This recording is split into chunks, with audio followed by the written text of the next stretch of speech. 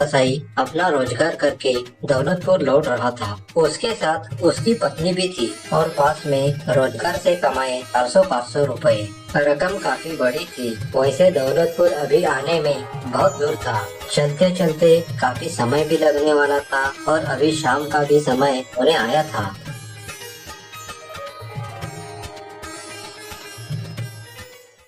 सुनो जी, दौलतपुर पहुंचने में काफी समय लगने वाला है। हम जिस रास्ते से चल रहे हैं वो रास्ता काफी विकट है, बहुत ही सुनसान है। चलने में भय भी लग रहा है और मुझे काफी बुखार भी चढ़ा है। सारा शरीर ठंड के मारे कांप उठा है। अब एक पाँव तक आगे चल नहीं पाऊंगी। तुम ठीक ही कहती हो। अब हमें कहीं न कहीं बसेरा लेना होगा।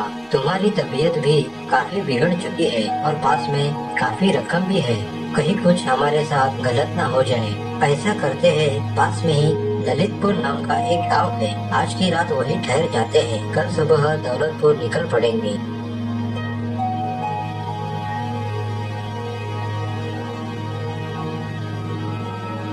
हारिफ ने उस दिन गांव में ठहरने का फैसला तो किया, लेकिन ठहरने के लिए कई जगह मिलेगी या नहीं भी मिलेगी, इस बात से परेशान हो गया, क्योंकि जात छुपाने से काम नहीं चलने वाला था। उस गांव में बहुत से लोग उससे करीब से पहचानते भी थे। हारिफ इससे पहले ललितपुर से कई सारे काम के और बेकाम के जानवर खरीद कर ले जा चुका था। फिर भी उसने अपने कई जान पहचान वाले लोगों से उस रात ठहरने के लिए जगह के बारे में पूछने का फैसला किया, क्योंकि उसके पत्नी की तबीयत कुछ ज्यादा ही बिगड़ चुकी थी।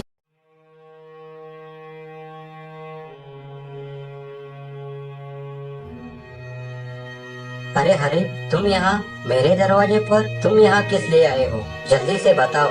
कहीं गांव के लोग तुम्हें यहाँ देखकर मेरे बारे में कुछ गलत ना समझ बैठे। क्या बताओ भैरू चाचा, दरअसल हम दोनों दौलतपुर जा रहे थे। पत्नी को काफी बुखार और ठंड के मारे कम कपा रही है। शाम भी हो चुकी है और आप तो जानते ही हो कि दौलतपुर यहाँ से काफी दूर है। रास्ता भी काफी सुनसान है और इस हाल में औरत को लेकर चलकर जाना ठीक नहीं रहेगा। यही कहीं आज की रात ठहरने के लिए जगह मिलती है तो आपकी बड़ी मेहरबानी होगी। क्या आप मेरी मदद कर सकते हो? देखो हरी, इस मामले में मैं तो तुम्हारी कोई मदद नहीं कर सकता। तुम कहीं और पूछकर देख लो और जल्दी से निकलो यहाँ से। इतना कहकर बहरू चाचा ने अपना दरवाजा बंद कर दिया। इस तरह हरीफ ने उस रात ठहरने के लिए अपने 2-3 जान पहचान वालों से पूछकर देखा, लेकिन किसी ने उसकी याचना मंजूर नहीं की। उन जान पहचान लोगों ने हरीफ को अपने जानवर अलग अलग और छिप छिप कर बेचे थे। हरीफ को अपने घर ठहराने से तरह तरह की खबरें गांव में फैल सकती थी, इसलिए उन लोगों ने उसे इनकार कर दिया था। चलते चलते दोनों एक छोटे से घर के सामने आकर खड़े हो गए। उसी गांव में एक ठाकुर रहता था। ठाकुर के पास खुद की कुछ जमीन थी। ठाकुर ने अपनी सारी जमीन लगान के तौर पर जोतने के लिए दी थी। समय समय पर लोगों से लगान वसूल करना उसके लिए कुछ बड़ी बात नहीं थी। गांव में डर के मारे उसे ठाकुर साहब करके पुकारते थे और सारे गांव पर उसका दबदबा बना हुआ था। फिर हरीफ ने उसके दरवाजे पर मदद के लिए थपथपाया। दाऊ जी, ओ दाऊ जी, कोई अंदर है? कुछ ही समय में अंदर से दरवाजा खुला और सामने एक बड़ा सा आदमी खड़ा हुआ। बोला, क्या है? तुम कौन हो और क्या चाहते हो मुझसे? बड़े भैया, एक विनती है। क्या? भैया जी, मैं बहुत दूर से आया हूँ, बहुत थका हूँ। मेरी औरत इस समय मेरे साथ है और इस समय उसे बहुत बुखार आया है। ठंड में रहने से न जाने इसकी क्या हालत हो जाएगी। इसीलिए आपसे एक विनती है कि आज की रात ठहरने के लिए 2 हाथ जगह दे दीजिए। लेकिन मेरा एक प्रश्न है, कौन लोग हो तुम? मालिक, मैं हूँ तो कसाई, हरीफ नाम है मेरा और इसका चांदनी। जानता है किसका घर है ये? तुमने यहाँ तक आने की हिम्मत कैसे की? हरीफ ने आशा भरे स्वर में कहा, ये राजा का घर है, इसीलिए शरण में आया हूँ। ठाकुर को राजा संबोधित करते ही ठाकुर की नजरों से कठोरता गायब हो गई। ठाकुर नरम आवाज में बोला, गांव में किसी ने तुमको बसेरा नहीं दिया? नहीं साहूकार, किसी ने भी बसेरा नहीं दिया। बहुत कोशिश की, लेकिन मेरे खोटे पेशे के कारण सभी ने बसेरा देने से इनकार कर दिया। माई बाप, अब आप ही कुछ कर सकते हो। ठीक है, तो तुम अंदर आ जाओ और एक कोने में पड़े रहो। मुझे एक बताओ कि तुम यहाँ से कब जाओगे? सुबह भोर का समय हो जाएगा, तब अंधेरे में ही चले जाएंगे। खाने के लिए रोटियां बांधकर पहले से ही ली है हमने, उसकी कोई चिंता नहीं है। तुम्हारा नाम हरिक, और कहाँ से आ रहे हो तुम? रामगढ़ से मालिक। वहाँ किस लिए गए थे? अपने रोजगार के लिए मालिक। लेकिन तुम जो यह काम कर रहे हो वह तो बहुत बुरा है। हाँ, काम तो बुरा है, पर पेट के लिए करना पड़ता है। ऊपर वाले ने जो भाग्य में लिखा है कि उसी को करना पड़ता है। क्या कोई कमाई हुई? साहूकार, पेट के लायक कुछ मिल गया है, बस यूँ ही समझ लीजिए। सुबह का समय होते ही हम यहाँ से निकल जाएंगे, तब तक मेरी घरवाले की तबीयत भी ठीक हो जाएगी। फिर वो दोनों सो गए। काफी रात हो चुकी थी।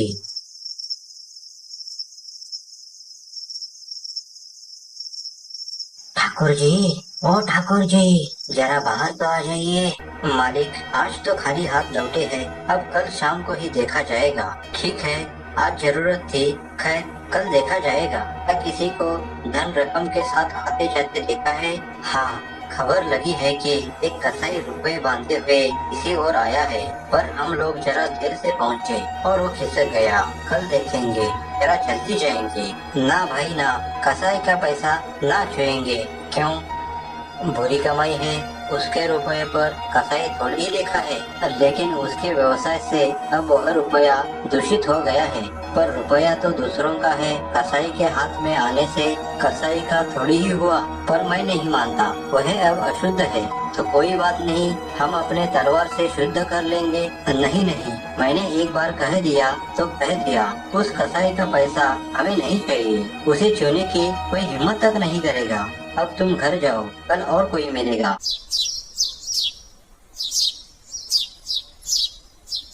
सुबह हो गई, लेकिन अभी तक कसाई और उसकी पत्नी वहीं पर ही थे। ये देखकर ठाकुर को बहुत ही गुस्सा आया और क्रोधित होकर बोला, मैंने तुम दोनों की बहुत मेहमान नवाजी कर ली है। अभी थोड़ी देर में ही पूरे गांव को तुम्हारे बारे में पता चल जाएगा कि तुम मेरे यहाँ ठहरे हो। तो सारे लोग तरह तरह की बकवासबाजी करने लगेंगे। तुम अभी इसी समय बाहर जाओ। मालिक, झूठ नहीं बोलूंगा, बुखार तो कम हो गया है, पर शरीर बहुत ही कमजोर हो जाने से चांदनी को थकान सी महसूस हो रही है। वह एकदम से चल नहीं पा रही है, इसीलिए आपसे विनती है कि और कुछ समय के लिए हमें यहाँ ठहरने दो। हरीफ ने ठाकुर से बहुत विनती की। ठाकुर का पूरे गांव पर दबदबा था, पर अभी भी लोकमत का दबदबा उसके ऊपर था। इसी वजह से ठाकुर भी जरा डरा डरा हुआ सा था। नहीं नहीं, मैं और एक पल भर के लिए भी तुम दोनों को यहाँ ठहरने नहीं दूंगा। अभी के अभी तुम दोनों चुपचाप यहाँ से चले जाओ। फिर हरीफ अपनी पत्नी को लेकर वहाँ से चल पड़ा। वह दोनों गांव के बाहर एक पेड़ के नीचे आकर ठहरे। मन ही मन में गांव वालों को और उस ठाकुर को सोचने लगा। उसे लग रहा था कि घंटे 2 घंटे में उसकी औरत ठीक हो जाएगी और वो आगे का रास्ता पैदल ही उसे लेकर काटेगा, लेकिन ऐसा नहीं हुआ। तब उसने एक बैलगाड़ी किराए पर लेने का फैसला किया। तभी एक बैलगाड़ी वाला उसके पास ही आता दिखाई दिया। जैसे ही गाड़ीवान बैलगाड़ी लेकर नजदीक आया, हरीफ ने उसे रुकवाया। क्या तुम किराए पर दौलतपुर जाने के लिए तैयार हो? दरअसल मेरी औरत को जोरन से बुखार आया है, ठंड से कम कपा रही है। इस हालत में उसे पैदल ले जाना उचित नहीं रहेगा और रास्ता भी तो ठीक नहीं है। वैसे तो इससे पहले मैंने मेरी बैलगाड़ी कभी भी किराए पर नहीं लगाई, पर अब तुम्हारे पत्नी की ऐसी हालत देखकर मैं तुम्हें किराए के तौर पर ले जाने को तैयार हूँ। जल्दी से बैठ जाओ, मुझे फिर वापस भी तो आना है। बस और थोड़ी देर यहाँ रुक जाते हैं। ठंड के मारे चांदनी थरथरा रही है। गाड़ी पर बिठाकर ले जाने से ज्यादा बुखार हो गया तो फिर और मुसीबत आ जाएगी। हरीफ ने आगे की यात्रा स्थगित कर दी। तब तक कि उसके पत्नी की कभी कम न हो जाए। ऐसे ही 2 घंटे बीत गए। अब दोपहर का वक्त भी हो चुका था। तब जाकर हरीफ के पत्नी का बुखार और कभी कुछ हद तक कम हो गई। तब तक गाड़ीवान वहाँ उनके साथ बैठा ही रहा। अब हरीफ ने चांदनी को गाड़ी में बैठा दिया और गाड़ीवान से कहने लगा, चलो जल्दी से बैलगाड़ी में बैठ जाओ, वरना पहुँचते पहुँचते बहुत देर हो जाएगी। जल्दी से गाड़ी में बैठकर बैलों को हाँक दो। पूरा दिन तो यहीं पर लगवा दिया, अब जल्दी चलने को कहते हो। आपको तो परिस्थिति का पता चला ही होगा, कृपा करके जल्दी चलो ना। पर अब मैं इतने किराए में नहीं चलूंगा। अपना रुपया वापस ले लो और मुझे अपने घर जाने दो। भाई, आफत तो सबके ऊपर आती है। मनुष्य ही मनुष्य के काम आता है, जानवर तो नहीं आते। तुम्हारे भी बाल बच्चे होंगे, कोई अपने भी होंगे। दया से काम लो। कसाई को दया का व्याख्यान देते उस गाड़ीवान को हंसी आई और बोल पड़ा, अच्छा तो अब तुम मुझे दया की भाषा सिखाओगे? ठीक है, मैं अब तुमसे ज्यादा बहस नहीं करूँगा। मैं इसमें कुछ और रकम बढ़ाकर तुमको दे देता हूँ। अब तो जल्दी से चलो। तभी जाकर गाड़ीवान तैयार हो गया। फिर गाड़ीवान उन्हें लेकर दौलतपुर की ओर निकल पड़ा। 5-6 मील दूर जाने के बाद शाम हो गई और अंधेरा छाने लगा। इधर हरीफ ज्यादा पैसे किराए पर देने पड़े, इसीलिए क्रोधित हो गया। लेकिन क्या करता, पत्नी तो ज्वर के मारे बेहोश पड़ी थी। रास्ता बहुत ही सुनसान था, इसलिए बातचीत करने के बहाने बोल पड़ा, गांव तो यहाँ से 1.5-2 मील पर है। काफी समय हो चुका है। कुछ ही समय में चारों ओर अंधेरा छा जाएगा। ऐसा करते हैं, आगे आने वाले गांव में आज की रात ठहर जाते हैं। कल सुबह दौलतपुर निकल पड़ेंगे। वो तो ठीक है, पर ठहरेंगे कहाँ? क्या कोई दोस्त है तुम्हारा वहाँ? नहीं तो फिर ठहरेंगे किसके यहाँ? ठहरेंगे कोई बड़ा सा पेड़ देखकर उसके नीचे।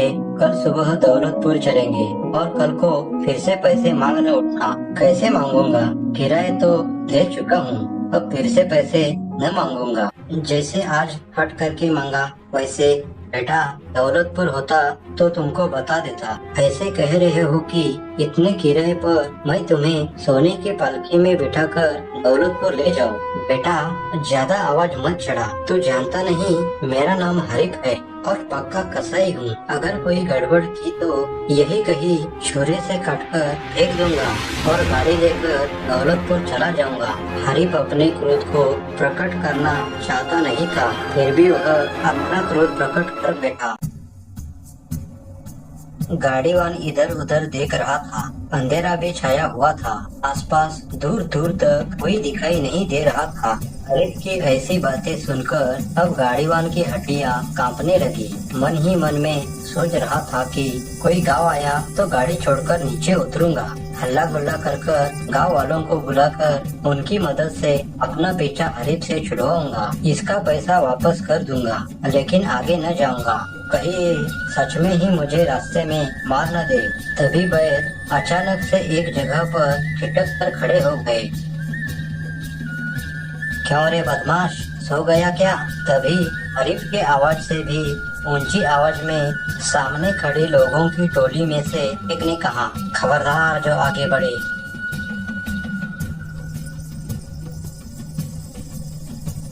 मालिक, मेरा इससे कोई लेना देना नहीं है। मैं तो ठहरा गाड़ीवान। मैं तो किराए के तौर पर उन्हें दौलतपुर ले जा रहा हूँ। वो कौन है? गाड़ीवान डाकुओं को देखकर डर के मारे कांपने लगा। उसके मुंह से एक शब्द भी बाहर नहीं आया। अरे ओ महारथी, उतरो, तुम भी नीचे उतरो।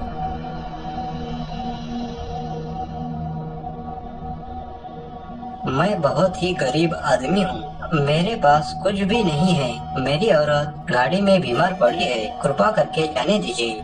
गाड़ीवान, तुम्हारे पास जो कुछ भी है वो तुरंत ही बाहर निकालो, नहीं तो आज हम तुमको नहीं छोड़ेंगे। मालिक, मुझको छोड़ दीजिए। मैं तो किराए पर गाड़ी ले जा रहा हूँ। मेरे पास खाने पीने के लिए बस 3-4 आने ही है। तो फिर ये कौन है? जल्दी से बताओ। दौलतपुर का एक कसाई है। तुम कसाई हो? सच सच बताओ। हाँ सरकार, मैं बहुत ही गरीब हूँ, हाथ जोड़ता हूँ, मुझे मत मारो। मेरी पत्नी ज्वर के मारे बीमार है, ठंड के मारे कम कपा रही है, कृपा करके हमें छोड़ दीजिए। फिर उस लाठी वाले ने अपने एक साथी के कान में कहा, इसका नाम हरीफ है और ये एक कसाई है, छोड़ देते हैं इसे। नहीं नहीं, ऐसे कैसे?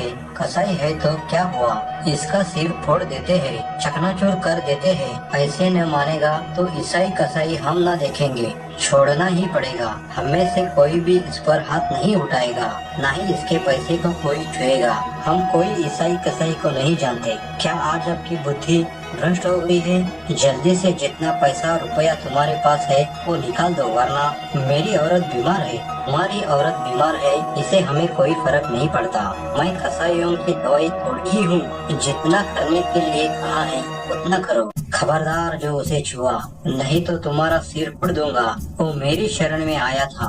तुम सब लोग चुपचाप अपने अपने घर चले जाओ, राहगीरों को तंग मत किया करो। गाड़ीवान जा रे, हाँक कर ले जा गाड़ी। ठिकाने तक पहुंचाने पर ही वापस लौट आ जाना, नहीं तो अपनी खैरियत मत समझो। फिर गाड़ीवान उन्हें लेकर दौलतपुर निकल पड़ा। ठाकुर जी, अब आगे से मैं आपके साथ काम नहीं करूंगा, आपके साथ कभी नहीं आऊंगा। जा रे, मैं अकेला ही सब संभाल लूंगा, मैं अकेला ही बहुत कुछ कर सकता हूँ। बुंदेला शरणागत के साथ कभी घात नहीं करता, इस बात को अच्छे से गांठ बांध लेना। असल में वो नरम हृदय वाला और कोई नहीं पर वही ठाकुर था, जिसने हरीफ कसाई और उसकी पीड़ित पत्नी को रहने के लिए जगह दी थी और आज उसे लूटने से बचाया था।